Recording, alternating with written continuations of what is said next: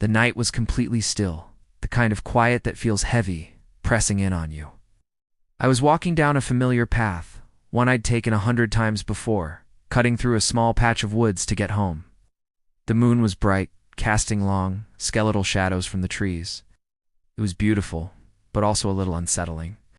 I pulled my jacket tighter, quickening my pace just a bit. That's when I first heard it. Faint rustle in the undergrowth off to my left. Probably just a raccoon, I told myself. But then it came again, this time closer, followed by the distinct snap of a twig. It sounded heavy, too heavy for a raccoon. My heart started to thump against my ribs. I picked up my pace, my casual walk turning into a brisk stride. I risked a glance over my shoulder, but there was nothing there, just the dense, dark woods.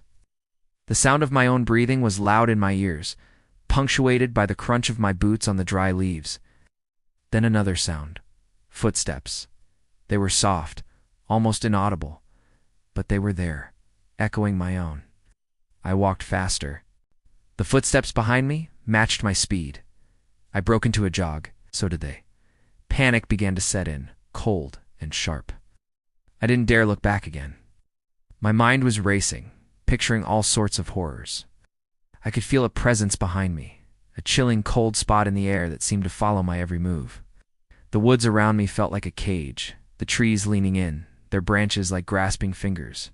A shadow flickered in my peripheral vision, unnaturally long and thin, darting from tree to tree, keeping pace with me effortlessly.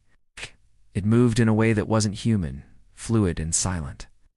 I could hear its breathing now, a low guttural rasp that seemed to come from all directions at once. My lungs burned. My legs ached. I was running full out now, a desperate, clumsy sprint through the dark. The path was a blur. I just needed to get out of the woods, into the light. I saw the edge of the forest ahead, the soft glow of a streetlight marking the end of the path. Hope surged through me. I pushed harder, my breath coming in ragged sobs. The footsteps behind me grew louder, faster, closer. I could feel it right behind me, the air growing thick and cold. I braced for a hand to grab my shoulder, for something to pull me back into the darkness. With one final desperate leap, I burst out of the trees and onto the pavement, stumbling under the streetlight. I spun around, my chest heaving, ready to face whatever had been chasing me. But there was nothing. The entrance to the path was empty. The woods were silent once again, as if nothing had happened. The air was still. The only sounds were my own gasping breaths and the frantic beat of my heart.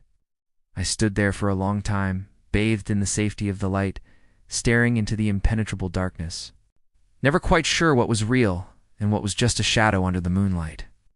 If you enjoy eerie tales that make your skin crawl, make sure to subscribe to the channel. We have plenty more stories waiting for you in the shadows.